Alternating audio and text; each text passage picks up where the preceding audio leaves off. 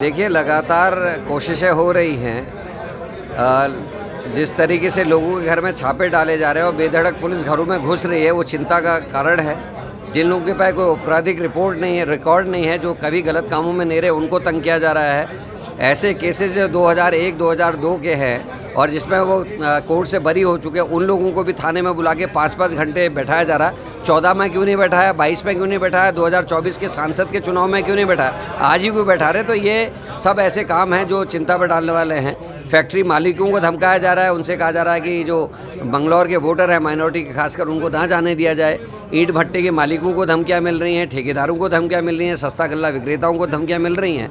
लेकिन इस राज्य में इसी हरिद्वार में एक 14 साल की लड़की का 26 जून को बलात्कार हुआ और बीजेपी का कार्यकर्ता उसका मुख्य आरोपी है, उसके खिलाफ कोई कार्रवाई अभी तक नहीं हुई, उसको पकड़ा नहीं गया है।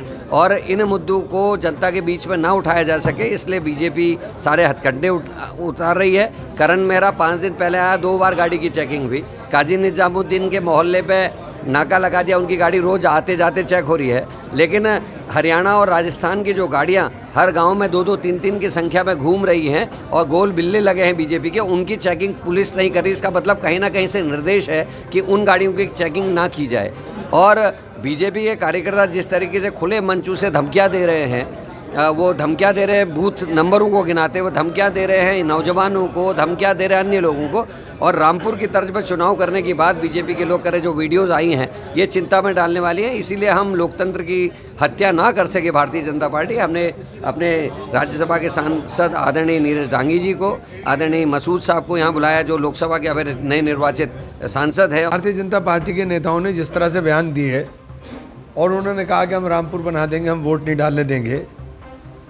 अगर ये परिपाटी उत्तराखंड के अंदर प्रवेश करती है, मैं सबसे पहले उत्तराखंड के लोगों से कहना चाहता हूँ कि उत्तराखंड बहुत शांत और शरीफ लोगों का प्रदेश है। इसको गुंडागर्दी का अड्डा बनाने से रोकिए।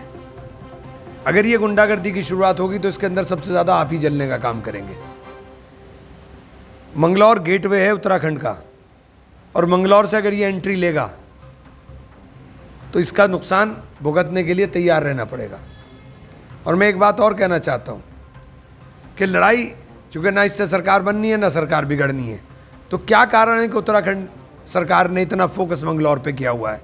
मंगलौर के लोगों को सोचना चाहिए, मंगलौर के लोगों को सोचना चाहिए कि आपस की लड़ाई के अंदर वो कोई ऐसा रास्ता ना बना दें जो आने वाले दिनों में उनके लिए परेशानी का सबब बने।